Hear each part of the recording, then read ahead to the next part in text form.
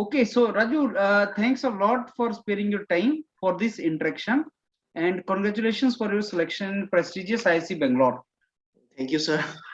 Okay, Raju, this you have got selected in prestigious IIC Bangalore, and the department is DESI, that is Department of No, sir. Electronics.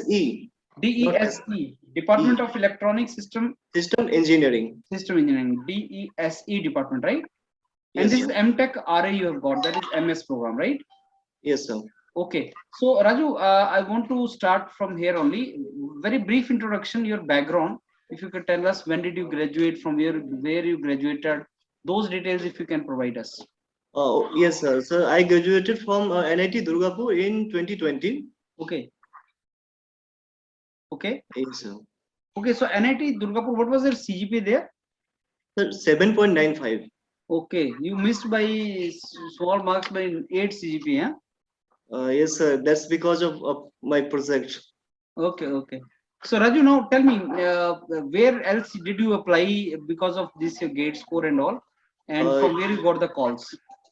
Sir, IIT Bombay, Madras, Delhi, and Kanpur. Okay, you applied in all these departments, all these. Yes, sir. And I got lots of interview call from like a two interview from IIC Bangalore. Okay, which department? One from a nanoscience department, Okay. Mhm. and one artificial intelligence written test, Okay. and then one interview from IIT Delhi, Okay. and then one from IIT Bombay. Okay. Mhm. So can you now share with us the intro experience, Raju, you had in IIC Bangalore? How was it? Yes, sir. Actually, interview started with mathematics. Mm. It the two member there Okay. in my interview panel. Mhm. So first I started with mathematics, like mathematics related to artificial intelligence, like machine learning. The problem related to regression, and I don't know in very detail, but they asked me, and so I can share that question. Like this graph, you can see this. Okay, can you bring it close, Raju? Yeah. Yes, So sir. they give you this graph. Huh? Yes, sir. One y-axis, x-axis, and lots of point here. Okay. So he told me about there are about 20 points, and you have to write some equation like y equal to ax square plus bx plus c. Okay. So how do you find some approximate equation so that we can predict some extra another value? Okay. And then I told about sir, we can take just put x y, and we will find equation in abc, and then accordingly we will get value of abc, and we will just make a list of value of abc, and we will take average of those, and average value we can put here. Okay. And then same problem he started with uh, network theory. Same problem. And then someone called him, and and he went away from there. Okay. And then another member, sir, Mayank Srivastav, Okay. he started my interview, and then he asked me like what they have asked, you have to explain, means opposite problem. And Okay. I explained him, and then he started like tell me about yourself, some basic questions, and then started with BTech project. And my BTech project was on embedded system. So it takes around more than 25 minutes. Okay. About 30 minutes I explained him. And then like can I speak Hindi, sir? Yes, yes, that will be wonderful, Raju. Actually ये problem मुझे वहां पे भी हुआ था. यहाँ पे project में इतना वो है, इसका लेंथी नाम है कि हिंदी में एक्सप्लेन करना पड़ता है. ओके. तो वहां पे आपने इंटरव्यू जो दिया हिंदी में दिया या इंग्लिश में दिया राजू? सर वो इंटरव्यू मेरा हिंदी में था. अच्छा. ओके. तो आप हिंदी में बताइए हमें. हाँ, तो सर इसमें था कि जो एम्बेडेड सिस्टम का था, उसमें मेरा दो टाइप का कम्युनिकेशन था. एक ultrasound communication, IR communication. Okay. हाँ, तो उसमें सर ने जस्ट पूछना स्टार्ट किया कि जैसे अल्ट्रासाउंड में है तो साउंड का वेलोसिटी क्या होता है, और ये अल्ट्रासाउंड में जो सेंसर यूज होता है वह कैसे काम करता है, उसका फिर साउंड का फ्रीक्वेंसी वगैरह ये सब, फिर आईआर सेंसर में how IR can be generated, like वो, और फिर वहां से डिवाइस में चले गए। इसका सिंपल होता है कि पीएन जंक्शन डायोड होता है और वो हेटेरो जंक्शन का यूज करके हम मैनिपुलेट करके बैंड डायग्राम को वो आईआर जनरेट कर सकते हैं। और फिर इसका ट्रांसमीटर रिसीवर कैसे काम करता है यहाँ से। और फिर सर ने बोला कि जैसे कि आईआर का जो वेवलेंथ है वो कितना है, और इससे रिलेटेड जो मेरा एनर्जी बैंड गैप होगा वो कितना होगा। हाँ सर। और फिर दे आस्क्ड अबाउट डायोड, मतलब डायोड और ट्रांजिस्टर में किसको स्विच की तरह यूज कर सकते हैं। तो इसका आंसर मैंने बोला कि सर ट्रांजिस्टर को कर सकते, तो फिर डायोड को क्यों नहीं कर सकते। तो फिर मैंने इसको बोला बताया कि ये मतलब एक ही तरफ करंट को फ्लो करता है, बट स्विच में है कि हम कर सकते हैं अपना इच्छानुसार, उसको जब मानो तब कर सकते हैं, नहीं कर सकते हैं। और फिर मतलब सर ने पूछा कि क्या डायोड को कर सकते हैं किसी भी तरह से, तो हम मतलब इसका कॉम्बिनेशन बना के हम इसका यूज कर सकते हैं स्विच की तरह। और फिर energy band diagram of diode, इसके बारे में सर ने पूछा, और इसका मतलब फॉरवर्ड में कैसे होगा और रिवर्स बायस में कैसे होगा यहाँ से। और उसके बाद फिर जैसे मेरा 2 ईयर का गैप था, तो वहां से स्टार्ट हो गया कि मतलब 2 ईयर का गैप है, क्या किया तुमने। तो पहला साल तो मेरा गेट का प्रिपरेशन में था, तो अब पहले साल में मुझे प्रिपरेशन के बाद आईआईटी कानपुर मिला था last year, photonics, MTech photonics. Okay. हाँ, तो उसमें हुआ ये था कि लाइक फर्स्ट सेमेस्टर के बाद मेरा टर्मिनेशन हो गया था। उसका मतलब रीजन था कि मैं एग्जाम सबमिट नहीं कर पाया था। ओके। हेवी रेन की वजह से मतलब काफी दिन तक यहाँ रेन हुआ और एग्जाम के टाइम में मैं एग्जाम नहीं दे पाया। ओके। और फिर लास्ट में डिसाइड किया कि मतलब छोड़ने के लिए, वो काफी सारा इसमें है, वो बात है इसमें। तो फिर सर ने पूछा कि मतलब वहाँ पे क्या क्या सीखा, तो मैंने बताया कि जो जो कोर्सेज थे उसके बारे में, like IC fabrication into photonics, quantum wave phenomena, ये सब। फिर वहां से सर ने स्टार्ट किया कि आईसी फैब्रिकेशन का जो प्रोसेस फ्लो है उसको बताओ। तो मैंने उसे बताया। और फिर दे आस्क्ड कि फोटोनिक्स में क्या सब पढ़ा, तो उसमें था कि basic of electromagnetic theory and optics, इसका मतलब दोनों का कॉम्बिनेशन है, और थोड़ा एडवांस में लाइक 2 डायमेंशनल फूरियर एनालिसिस ये सब था उसमें। मैंने सर को वो बताया। और फिर उसमें था कि एसओपी लिखना था सिलेक्शन के लिए। तो फिर सर ने मेरा एसओपी देखा, उसमें मतलब मैंने लिख रखा था कि मैक्स इलेक्ट्रोमैग्नेटिक थ्योरी में मेरा इंटरेस्ट है, और उसका मतलब फोटोनिक्स में जो यूज होता है कि इलेक्ट्रॉनिक डिवाइस प्लस इलेक्ट्रोमैग्नेटिक, वो जो फोटोनिक्स में होता है। तो फिर सर ने मैक्सवेल इक्वेशन स्टार्ट किया पूछना, तो मैंने चारों मैक्सवेल इक्वेशंस लिखे। और फिर उसका जो डेरिवेशन एक्सप्लेनेशन, मतलब फिजिकल मीनिंग क्या होता है इसके बारे में सर ने पूछा। तो मैंने उसको सिंपली समझाया कि जैसे what is meaning of divergence, what is meaning of curl, real life में तुमने इसे कहाँ कहाँ देखा है। तो इस पे मतलब काफी लंबा डिस्कशन हुआ यहाँ पर भी। ओके। और फिर इसके होने के बाद जैसे ये तो मैंने सिंपल इसका एग्जांपल दिया था कि जैसे एक नदी है और हम उसमें देखते हैं कि जहाँ पे काफी ज्यादा डीप होल रहता है तो पानी रोटेट करता रहता है, जैसे वो कर्ल का एग्जांपल हो गया। उसी तरह से मैंने डाइवर्जेंस का भी दिया। तो सर ने बोला कि अच्छा ये तो मतलब पानी का हो गया, लेकिन मैक्सवेल इक्वेशन जो है वो इलेक्ट्रॉन से रिलेटेड है। तो तुम इलेक्ट्रॉन को कैसे रोटेट करोगे, अगर उसको रोटेट करना हो तो। फिर मैंने बोला कि सर हम 2 डायमेंशनल लाइक कैपेसिटर प्लेट की तरह यूज करके अगर हम उस पे इलेक्ट्रॉन को अगर हम छोड़ देते हैं तो वो एक्सलेट करेगा 2 डायमेंशनल में, और उसके अकॉर्डिंग लाइक हम इलेक्ट्रिक फील्ड का जो मैग्नीट्यूड है उसको मॉडिफाई मतलब चेंज करके हम उसको रोटेट करा सकते हैं। ओके। वो जैसे 12th में कंसेप्ट था उस टाइप का रोटेशन का। ओके। हाँ, तो फिर मैंने वहां से उसको एक्सप्लेन किया। और फिर सर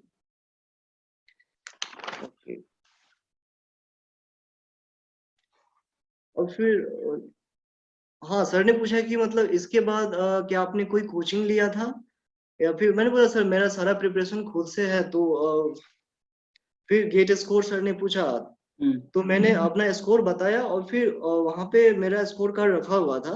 तो वहां पे जो मैथमेटिक्स का इक्वेशन है, मतलब कैसे स्कोर किसी का बनता है, तो सर ने पूछा कि मतलब आपने कभी इसके बारे में सोचा है? कभी सर हाँ, मैं जब रिजल्ट आया था तब इसके बारे में पढ़ा था। तो क्या आप उसे समझा सकते हैं इस टाइम पे? तो हाँ सर, मैं उनको समझाया। उसमें कि स्टैंडर्ड डेविएशन का है, तो वो क्या होता है उसको बताया। फिर सर ने पूछा कि मान लो कि 100 स्टूडेंट्स हैं और सभी को 100 मार्क्स मिले गेट एग्जाम में, तो कितना स्कोर होगा? अगर जैसे वहां पे मिनिमम था कि मैंने 2 डिपार्टमेंट में गेट दिया था, एक ईसी में और एक आईएन में। तो आईएन में जैसे मेरा 495 स्कोर आया था।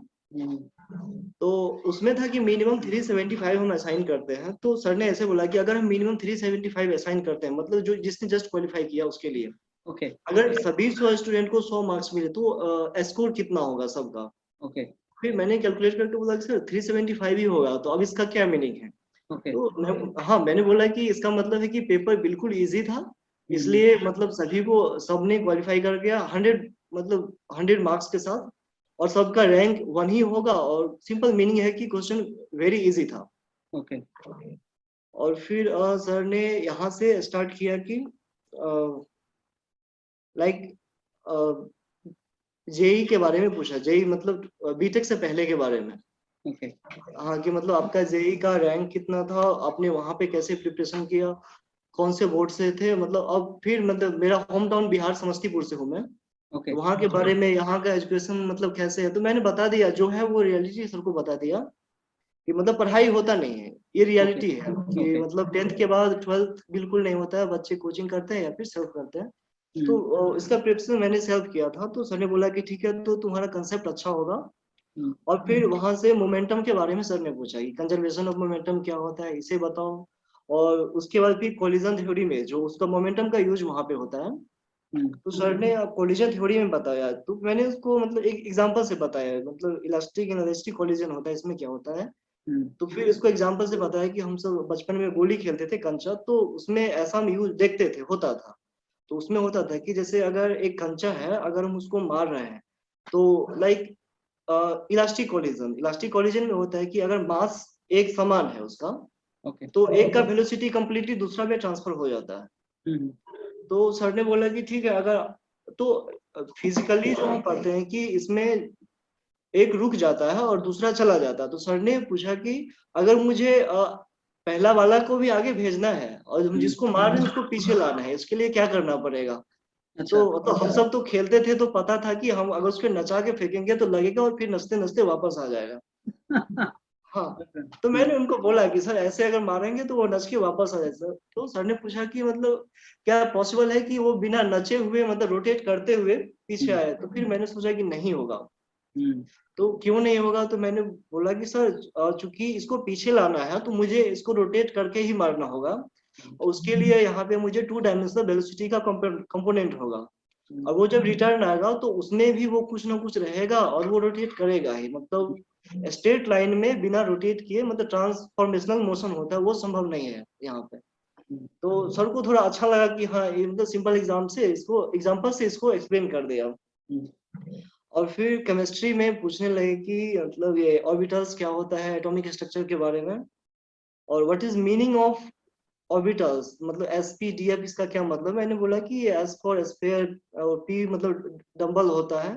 तो स्फीयर मतलब एक्चुअली है क्या ये स्फीयर? तो मैंने बोला कि सर जो इलेक्ट्रॉन जो फर्स्ट ऑर्बिट में जो रोटेट करता है, वो जिस पाथ पे रोटेट करता है, लाइक कि वो उसका घर हो गया, तो वो स्फेरिकल होता है। तो फिर और वो डंबल है, तो वो डंबल टाइप का मैंने उनको एक्सप्लेन किया।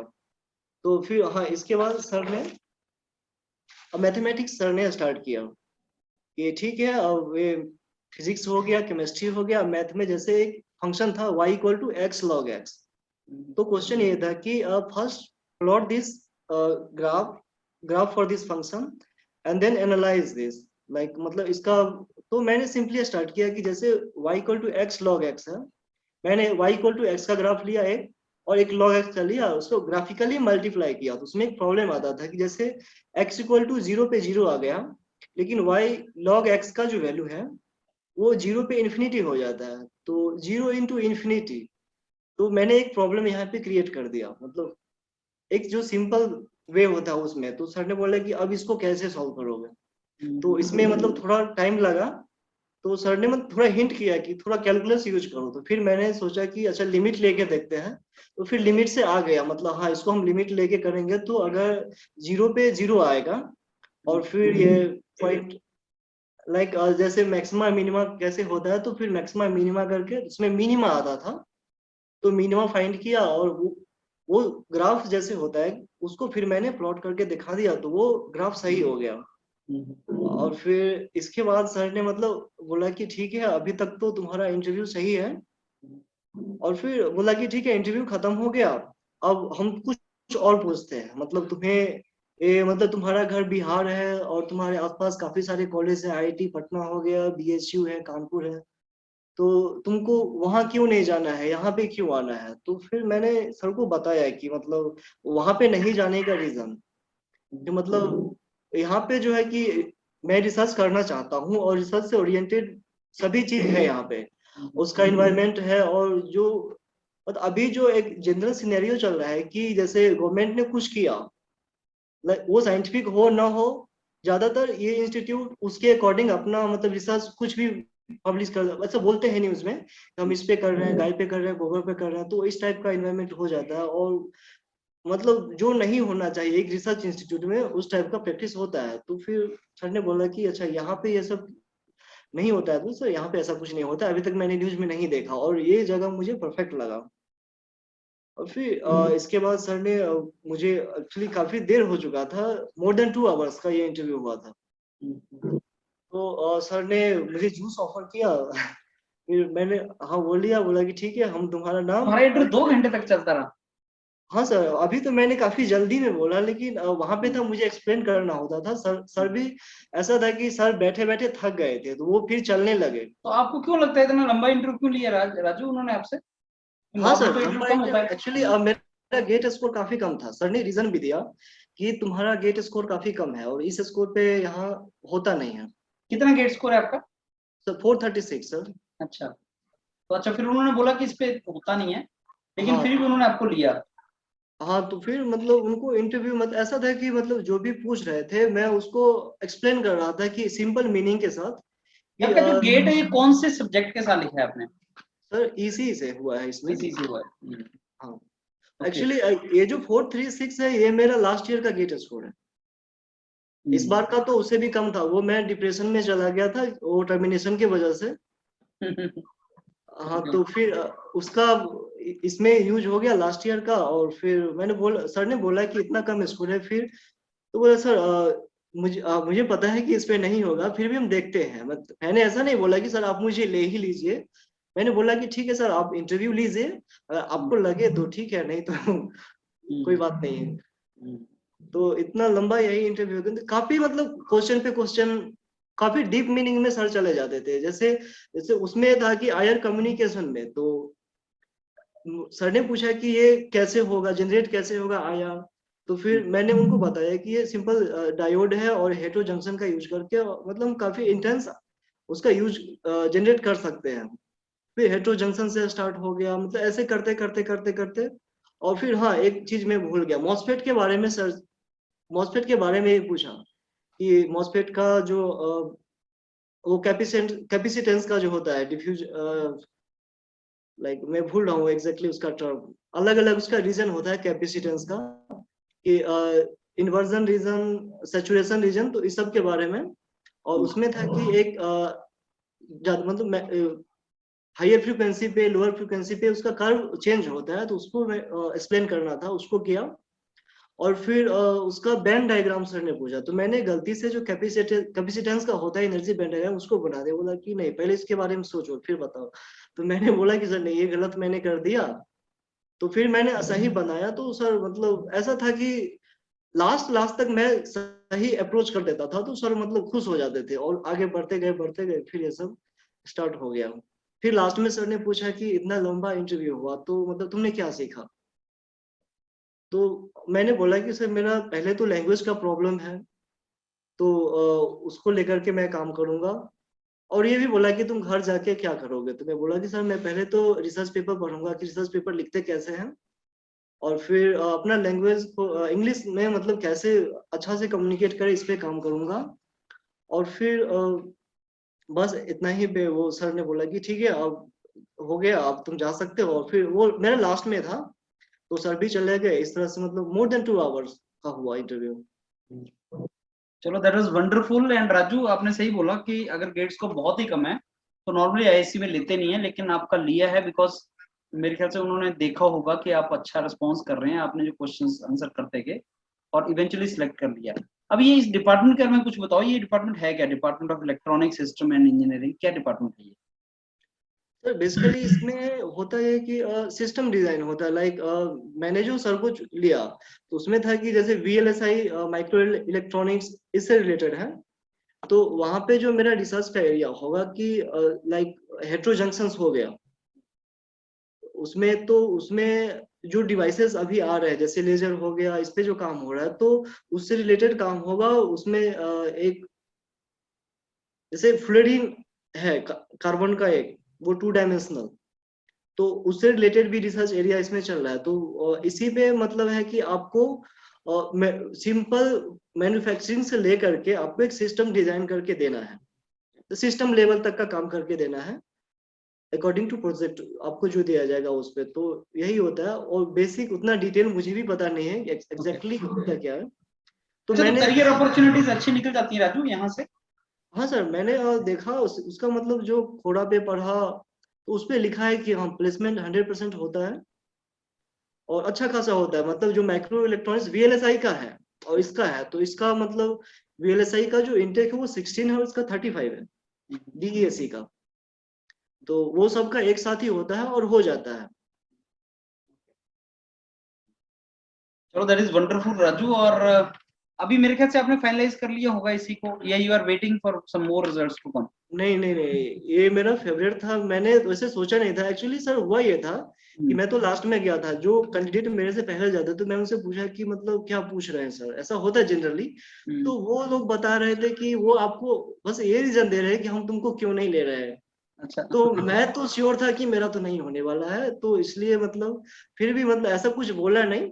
और वहां पे मतलब बात बनता गया, सर ने क्वेश्चन शुरू किया एकदम सिंपल। ऐसा नहीं था कि काफी टफ क्वेश्चन है, सिंपल क्वेश्चन था। और उसी पे मतलब डिस्कशन, एक साइंटिफिक अप्रोच जो होता है वो अप्रोच सर मुझे जो लग रहा है कि वो एक अप्रोच देख रहे थे कि तुम प्रॉब्लम को किस तरह ले रहे हो। और ऐसा भी था कि मैंने वहां पे काफी सारे प्रॉब्लम भी क्रिएट किया था, मतलब क्वेश्चन के साथ क्वेश्चन क्रिएट करना। तो शायद ये भी उनको अच्छा लगा होगा कि मतलब मैं भी पूछता था, ऐसा नहीं था कि सिर्फ सर पूछते थे, बीच बीच में मैं भी एक डिस्कशन टाइप हो रहा था। इंटरव्यू कम डिस्कशन ज्यादा हो रहा था वहां पे। तो सर को लगा कि लेना चाहिए, तो सर ने उसी वक्त मुझे बोल दिया कि ठीक है मैं तुम्हारा नाम रिकमेंड करूंगा, लेकिन तुम्हारा गेट स्कोर कम है तो फिर भी मतलब कुछ चांस है कि नहीं होगा। तो अच्छा। जब तुम्हारा सिलेक्शन हो जाए तो मुझे ईमेल करना। तो मैंने सर को ईमेल किया बट अभी तक रिप्लाई नहीं आया है। मैंने इसके रिलेटेड कॉल भी किया सर का जो असिस्टेंट है, तो उन्होंने बोला कि सर का भी काफी बिजी शेड्यूल है, तो तुम वेट करो, कल मंडे है तो कल तक आ जाएगा जो भी होगा। मतलब मैं ये पूछ रहा था कि मुझे पहले से क्या क्या करना है, क्योंकि मुझे उतना जानकारी है नहीं, तो इसलिए। चलो that is wonderful Raju. And I think बहुत अच्छी अपॉर्चुनिटी है, इसका फुल यूज करना आप। और आपको अच्छी अपॉर्चुनिटी मिली है। और आईएससी ग्लोबली रेप्यूटेड इंस्टीट्यूट है यस और यहाँ यस से बहुत अच्छे ऑप्शन बच्चे निकाल के लेके जाते हैं। तो अपना 100% दीजिए वहां पे, so that you convert it into good, really good career. Yes चलो sir. Thank you and all the very best Raju. Okay sir, thank you sir.